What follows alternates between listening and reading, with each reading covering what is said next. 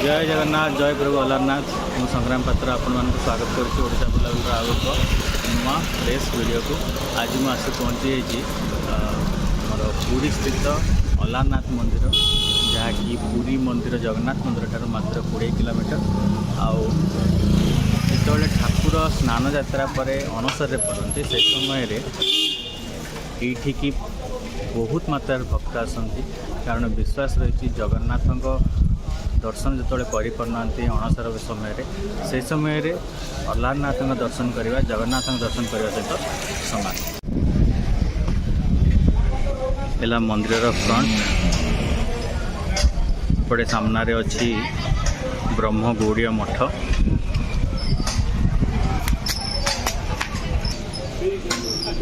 सेपटे सामना रे गोड़ धोयापी बोरिंग अच्छी ये मुख्य एंट्री पटे एंट्री करू बाँ पटे भोग दुकान अच्छी भोग नहीं पारे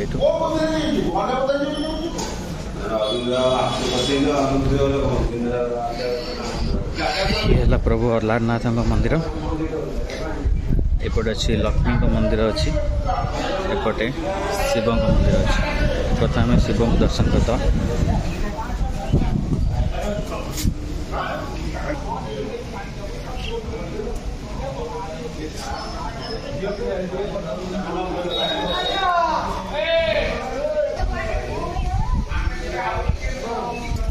मंदिर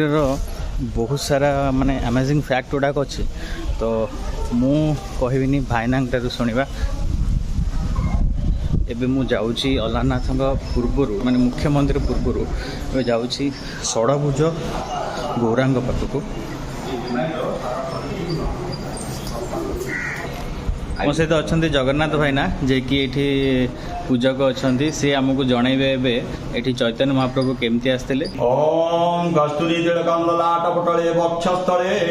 कौस्तुभम नासाग्रे वरमुक्तिकं करतले केणुकरे कंकणम सर्वांगे हरिचंदनम सुललितम कंठे च मुक्तावली गोपस्त्री परिवेशितो विजयते श्री हरि गोपाल चूड़ामणि फुल्लेन्दि वरकांति बिंदु पतनं परहावतं संप्रियम श्री वस्त्रांगम उदार कौस्तुभधरम पीतांबरम सुंदरम गोपीना नयनोत्पला तनुग गोपसंघातम गोविंद गणवेणुवादन परम दिव्यांग भूषम भजे जय जगन्नाथ जय अलारनाथ चैतन्य महाप्रभु लीला आज नहीं विश्व दिगत विश्व विख्यात हो जाइए महाप्रभु जो 1510 ख्रीष्टाब्द आसी 500 वर्ष तले जो पुरी श्रीक्षेत्र आगमन करते पुरी श्रीक्षेत्र से समय था स्नान यात्रा जगन्नाथ महाप्रभु जो स्नान पूर्णिमा हुए प्रभु जगन्नाथ महाप्रभु सुभद्रा बलभद्र विग्रह और सुदर्शन विग्रह एक सब स्नान करती 108 कलशे गाधेला प्रभु को सर्दी हो जाए माने ठंडा हो जाए जर हो जाए 14 दिन धरिकी तो महाप्रभु श्री चैतन्य महाप्रभु गंभीरा मठरे थाई नित्य जगन्नाथ आरती दर्शन करुले सकाल ब्रह्म मुहूर्तर आरती जितेबाला जय जगदीश प्रभु जगन्नाथ आरती हो जाए से महाप्रभु नृत्य करती आनंद भाव विनोदिया ठाकुर कहती हरे कृष्ण कृष्ण कृष्ण हरे हरि हरि राम राम राम हरि हरि आनंदित से नाची नाची ढल ढली जाती गंभीरा मठ को सार्वभौम भट्टाचार्य जन पंडित थे जे गंभीरा मठे से सब वेद पाठ करती सकाल सन्ध्या वेद पाठ करने नियम था से समय महाप्रभु जाकि हली झुलिक बसी जाती 7 दिन एपरी है लास्ट को सार्वभौम भट्टाचार्य पचारे पंडित तुम्हें किए तुम परिचय कौन तुम्हें पागल एपरी हली ढुली आसिक बसी जाऊच तुम परिचय कौन से महाप्रभु देखते रूप मु राम मु कृष्ण मु गौरांग मु षडभुज रूप मोर 6 हाथ ये देखे माने ऊपर रामकर धनुषर तले कृष्णकर माने बंशी तापरे निजर रूप माला गलु तेणु ये हूँ 6टा हाथ आ जोड़े हाथ में से धनु तीर धरती आउ जोड़े हस्त प्रभु धरती मुरली बंशी आउ जोड़े हस्त महाप्रभु धरती निज गढ़ु आ निज माला तापर प्रभु जितेबाला समुद्र 3 दिन पर जो जाती नेक्स्ट टाइम जो सार्वभौम भट्टाचार्य चली जाती आप वृंदावन चली जाती द्वादश तिलक नहीं दीक्षा नहीं से समय सब से त्याग कर दिखती प्रभु स्पर्श तापर प्रभु चली जाती नेक्स्ट टाइम जाती जगन्नाथ मंदिर द्वार बंद था प्रभु 3 दिन काल अपेक्षा कले अनुष्ठान पछरे भजन करू करू 5 लक्ष माला भजन बीतीगला महाप्रभुंर द्वार खोलिलानी जगन्नाथ महाप्रभुंर 14 दिन अणसर महाप्रभु 3 दिन रही अनुष्ठान पछाड़े भजन करते द्वार खोलिला नहीं से महाप्रभु कौन कले महाप्रभु सीधा चलीगले सीधा समुद्र को समुद्र धारे धारे जावा भीतर देखिए आज्ञा स्वर्गद्वार आगे गोटे ठिया मूर्ति अच्छी माने हरिदास मठ आगे पूरी समुद्र कूल गोटे ठिया मूर्ति अच्छी से जगन्नाथ बाणी कही हे चैतन्य तुम्हें पश्चिम दिग को जाओ ब्रह्मगिरी गोटे जगह अच्छी अलारनाथ पीठ मुझे अलारनाथ 14 दिन गरम गरम खीरी खाए तापर मो देह सुस्थ होला नव यौवन दर्शन दिए भक्त को जगन्नाथ रूप एवं जगन्नाथ रूप रथयात्रा स्वागत करे सब भक्त को रथयात्रा बोले जगन्नाथ स्वामी की जय। तापर क्या हुआ तापर कौन होला सेठू कौन होला महाप्रभु सेठू धाई आसती कौटी ब्रह्मगिरी आसला पत्थरटा मंदिर सामने था ये पत्थर जो देखो आज्ञा हाँ ये पत्थरटा मंदिर सामने था ये पूरा समान नाला ये खाल खाल नाला तेणु ये पत्थर पर भगवान जो मंदिर आगे देखीदे संकट गदात्मा नृत्य करके प्रभु साष्टांग प्रणाम करते यहाँ हूँ मुंड ठाकुर यहाँ हूँ बेक ये दी हाथ ये दी कहुणी ये अंटा ये दीटा आंठू लास्ट दीटा चरण भगवान कौन करते गौरांग महाप्रभु ये आंठू लगे पछपटू आज्ञा उल्टी थे ये हूँ पछपट चिन्ह तो महाप्रभुଙ୍କର एपट सेपट हूँ दी पक्ष चिन्ह तेणु भगवान अलारनाथ वरदान देते तो पत्थर कथा जी श्रवण कर तो पत्थर कथा जल जी मस्तक छिटन कर मोर करुणा प्राप्त हम से अलारनाथ दर्शन कला सारा चैतन्य महाप्रभु मंदिर आसवा पड़े और मंदिर कथा श्रवण करा पड़े।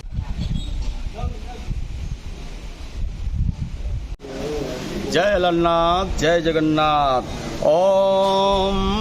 नवीन निरद श्यामं नीलेन्द्रीवरलोचनं जशदानन्दनं नौमि कृष्ण गोपाल रूपिणं वसुदेवं सुतं देवं कंसचाणूरमर्दनं देवकी परमानंदं कृष्ण वंदे जगद्गुरु। जय अलारनाथ जय जगन्नाथ। श्री अलारनाथ कथा श्री महाप्रभु विग्रह अलारनाथ विषय में आज आम कि कथा कहवा। अलारनाथ महाप्रभुंर किंवदंती जना पड़े जे पुरातन समय रे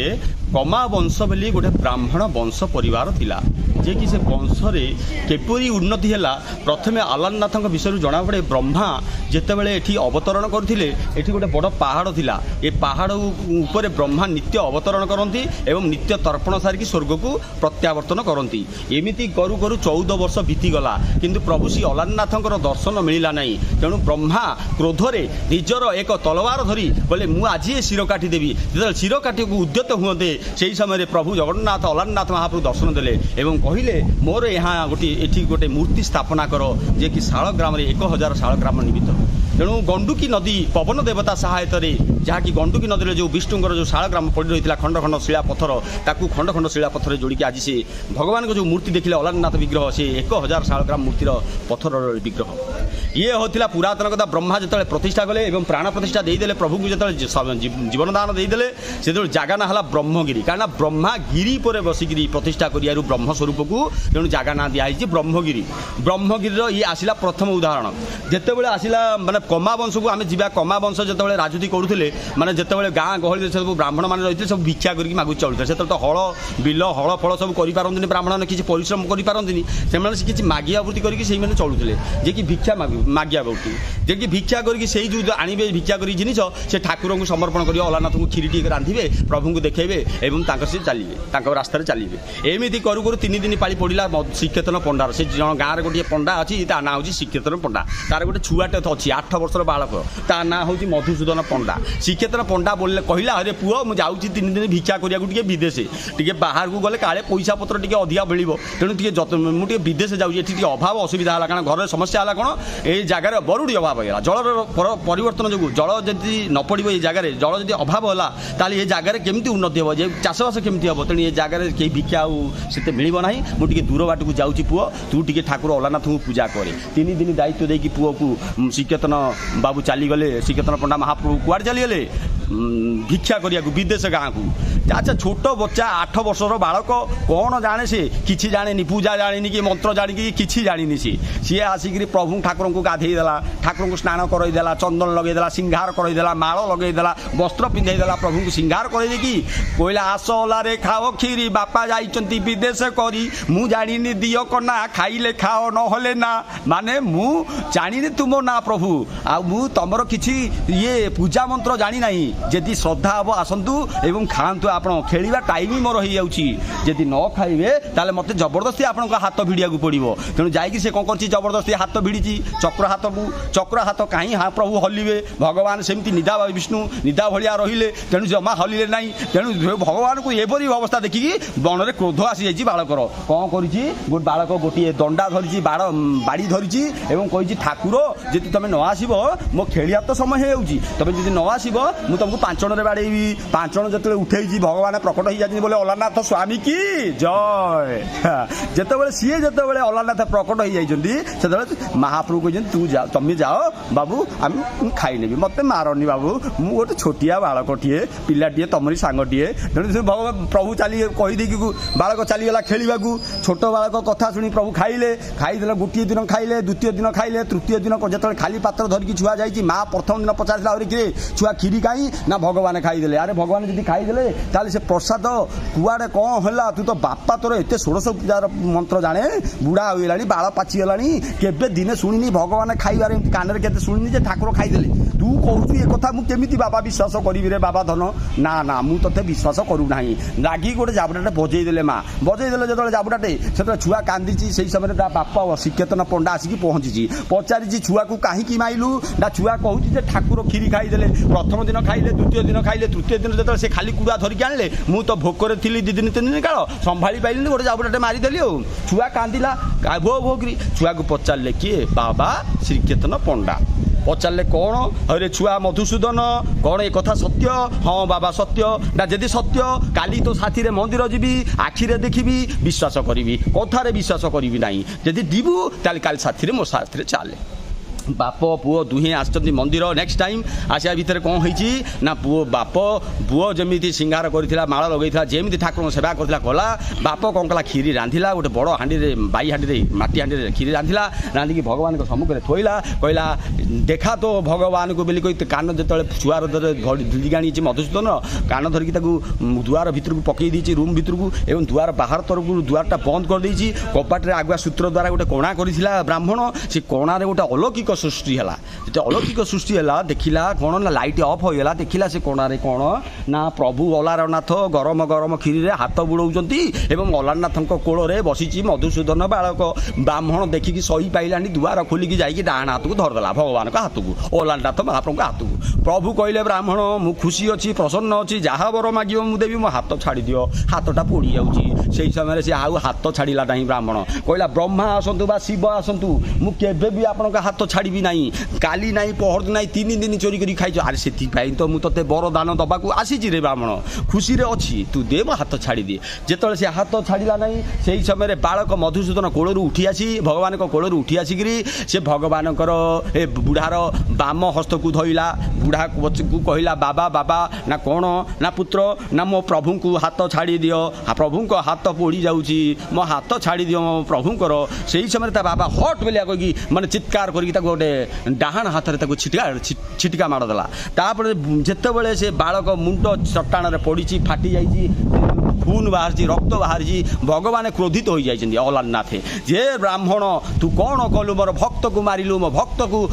रक्त बुहाईदेलु तोर सबु वंश रे केही रहिबे नाही तो वंश विनाश हो जीव समुद्र जल रे एटा मोर अभिशाप एवं मधुसूदन को मु स्वदेहरे वैकुंठ नहीं जीवी मधुसूदन को प्रभु स्वदेहरे वैकुंठ नहीं गले अलारनाथ महाप्रभु जुग जुग पाई किंतु कीर्ति रहीगला पोड़ा हाथ महाप्रभुଙ୍କର चक्र हाथ पड़गला अलारनाथंकर 15 दिन जगन्नाथंकर विख्यात होगा अणसर यात्रा जो आम चैतन्य महाप्रभु ये आसिक जो पाई दर्शन ये जगार तेणु ये अनेक भक्त आसुच्च अनेक बंगला अनेक तेलुगु अनेक बिहार अनेक कुआड़ू कुआड़ू लोक आसुच्च जहाँकि 15 दिन यात्रा हुए आम अणसर यात्रा जी कि जगन्नाथ महाप्रभु जो दिन स्नान भितर गाधेबे ता परदिन जगन्नाथंकर अणसर यात्रा हो जाए यात्रा जे कि जगन्नाथ महाप्रभु निजे कहती जे मु 14 दिन रहे नहीं पुरी मंदिर रे 14 दिन लुचिकी जाए भाई बलभद्र को कहे नहीं भौणी सुभद्रा को कहे नहीं लुचि करी जाए 14 दिन गरम गरम खीरी खाए जहाँ फल कि खीरी खाया द्वारा मो देह सुस्थ हो जाए नव यौवन दर्शन दिए रथ यात्रा सब भक्त को स्वागत करे तेणु यही हूँ मोर जगन्नाथ लीला जय अलारनाथ जय जगन्नाथ है मुख्य मंदिर है चैतन्य मंदिर यहीपटे अच्छा माँ लक्ष्मी अच्छा तो चलते हुए लक्ष्मी दर्शन करवा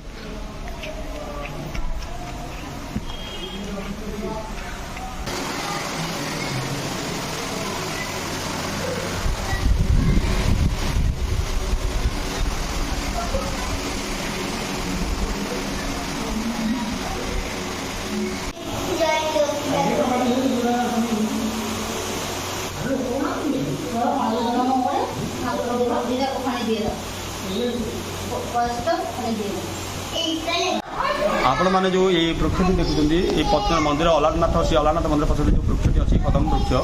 ये कदम वृक्ष 2007 मसीहार कथा 2007 मसीह महालक्ष्मी विग्रह मूर्ति विगत ये कदम वृक्ष मंदिर पछरे तले था 8 वर्ष तले 7 वर्ष तले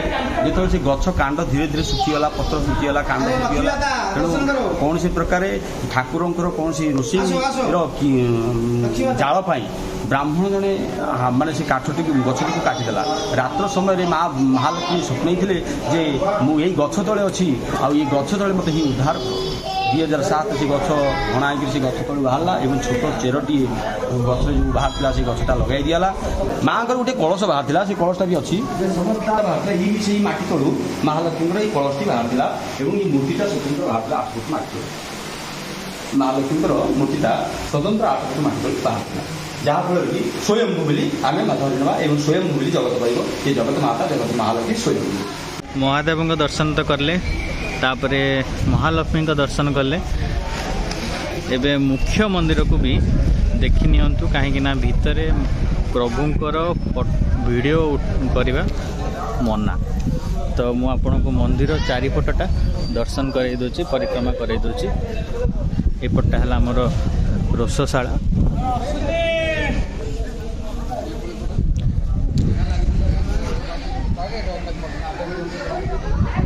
मंदिरटा मंदिर ये बाम पार्श्वटा सामने जो देखुंत नवग्रह अच्छा विनायक बट वृक्ष अच्छी एपटे गोटे कि मंडप अच्छी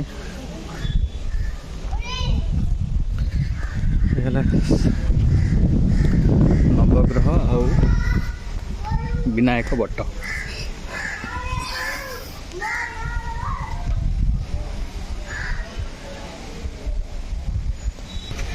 तब ये पार्श्वटा तो आप अलरेडी देखी सारी आमर महालक्ष्मी मंदिर ता सहित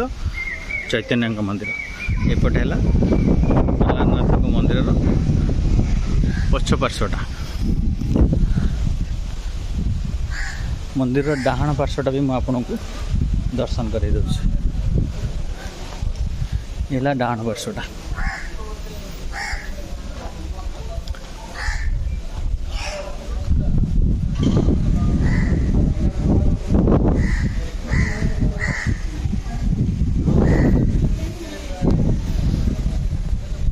जो मंडप कथा कहती सेपटू देखुली जो ये है अणसर बेले केवल व्यवहार हुए आनंद बजार अन्य समय तो लोक ना अणसर बेले यूज हुए और यहाँ है यज्ञ मंडप से ठाकुर को प्रसाद भी पाइपर आपण को प्रसाद 100 टंका ने मु आज जहाँ पाइली प्रसाद आकार से हूँ अन्न डाली बेसर साग आला खीरी तो बोधे अलग दिन भी समान थाईपे कि भिन्न थाईपे तो ये भिडियोटा को सारुची समस्त को धन्यवाद नमस्कार।